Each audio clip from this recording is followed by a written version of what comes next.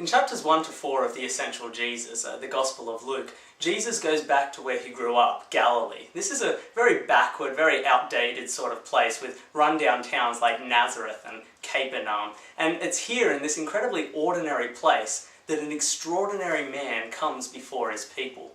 He begins to do things that marvel people, that astonish people, miracles that terrify people. He offends some people by hanging out with the sinners and the scum of the town. He gives hope to people by healing every disease-ridden person that comes by. And he begins to turn on its head worldly wisdom as he delivers the most revolutionary teaching, which builds a kingdom of millions that still exists today. But there's still something more about this man.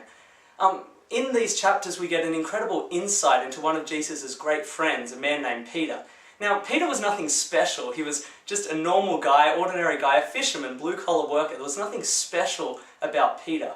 But one day Peter sees Jesus do something that no other person could ever do, a miracle. And Peter says to Jesus, "Lord, go away from me. I'm a sinner." Peter didn't know who Jesus was, but he knew that he was unworthy to be with him. But Jesus says, "Peter, follow me." And in chapters 4 to 9, Peter goes on this incredible discovery of who Jesus is. And in chapter 9, Jesus asks his followers, "Who do you think I am?" And it's Peter who answers, "You are the Christ of God." The Christ, the Saviour, the promised Saviour, the one that God promised he would send to his people to save his people. Peter didn't know how Jesus was going to do this or when he was going to do it.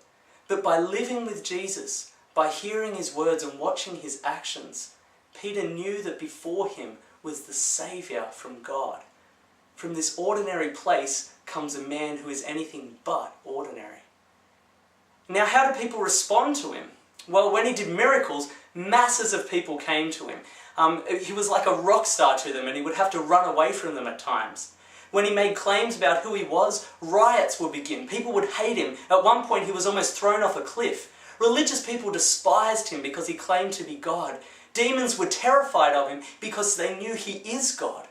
But it was the weak, the lowly, the poor, the sick, those who knew that they were sinners. It was these people who came to Jesus in faith because they realized that they needed him. And so as you read through these chapters 4 to 9 of Luke, ask yourselves, who did people think Jesus was? How did they respond to him? And then ask yourself, how would you respond to Jesus? To a man who did things that no other person in history has ever done. A man who said things with such authority and wisdom that had ever been heard before. A man who claimed not just to be a man, but God. One who demanded from all people everywhere that they follow him, no matter what the cost. So as you read through these chapters, ask yourself, how do you respond to Jesus? Well, I hope you enjoy reading through these next few chapters of Luke.